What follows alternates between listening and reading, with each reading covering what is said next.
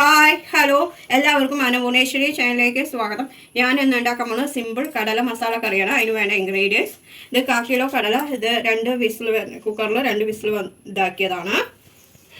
ഇത് medium size സവാള കൊത്തി അരിഞ്ഞത് 4 ഇത് 1 ടീസ്പൂൺ ചെറിയ ജീരകം, ഇത് 2 ചെറിയ കഷ്ണം പട്ട, 2 ഏലക്കായ്, 4 ഗ്രാമ്പൂ, 3 മീഡിയം സൈസ് തക്കാളി ഇതേപോലെ കൊത്തി അരിഞ്ഞത്, ഇതേപോലെ കഷ്ണങ്ങളാക്കി മുറിച്ചത്, ജീരപ്പൊടി, മല്ലിയില, ഇത് 1/2 ടീസ്പൂൺ ഗരം മസാല, ഇത് എന്താണ് പറയുക 1/2 ടീസ്പൂൺ മഞ്ഞൾപ്പൊടി, 1/2 ടീസ്പൂൺ മുളക് പൊടി, 2 ടീസ്പൂൺ മല്ലിപ്പൊടി, ഇത് 1/2 ടീസ്പൂൺ ഇഞ്ചി വെളുത്തുള്ളി പേസ്റ്റ്, ഉപ്പ്, വെളിച്ചെണ്ണ. ഇനി നമുക്ക് പ്രിപ്പറേഷനിലേക്ക് പോകാം. പാനിൽ എണ്ണ ചൂടായിട്ടുണ്ട്. നമുക്ക് പട്ടയും കറാമ്പും ഏലക്കായും ഇടാം.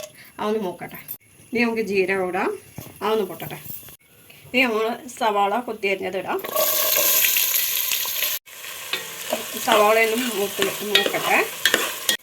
സവാള മൂത്തിട്ടുണ്ട്. നമുക്ക് ഇനി ഇഞ്ചി വെളുത്തുള്ളി പേസ്റ്റ് ചേർക്കാം. അതൊന്ന് മൂക്കട്ടെ.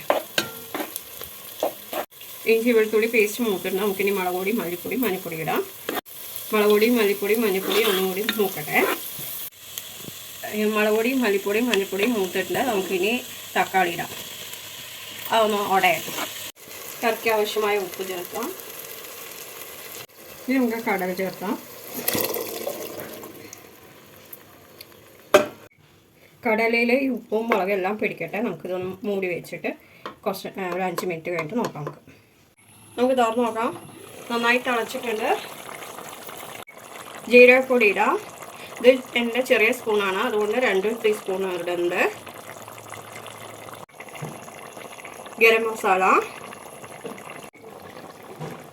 മല്ലിയില. അങ്ങനെ നമ്മുടെ സിമ്പിൾ കടല മസാല കറി റെഡി ആയിട്ടുണ്ട്. ഇത് ഇഷ്ടപ്പെട്ടവർ ലൈക്ക് ചെയ്യുക, ഷെയർ ചെയ്യുക, കമൻറ്റ് ചെയ്യുക, സബ്സ്ക്രൈബ് ചെയ്തവർ സബ്സ്ക്രൈബ് ചെയ്യാൻ തൊട്ടടുത്ത ബെൽ ബട്ടൺ ഓൾ എന്നുള്ളത്. അപ്പോൾ ഞാനിടുന്ന പുതിയ വീഡിയോസ് നിങ്ങൾക്ക് നോട്ടിഫിക്കേഷൻ ആയിട്ട് വരും. എല്ലാവർക്കും ഗുഡ് ബൈ.